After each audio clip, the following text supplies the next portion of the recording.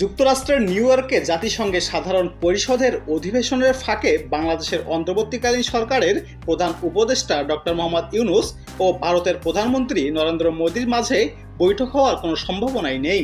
বিষয়টি সম্পর্কে এমন এক কর্মকর্তা বুধবার এই তথ্য জানিয়েছেন। খবর হিন্দুস্তান টাইমসের। সংবাদ মাধ্যমটি বলছে, চলতি মাসে বাংলাদেশের পক্ষ থেকে জাতিসংঘ সাধারণ পরিষদের সাইড লাইনে ডক্টর মোহাম্মদ ইউনূস ও নরেন্দ্র মোদীর মধ্যে বৈঠকের জন্য আনুষ্ঠানিক অনুরোধ করা হয়েছিল।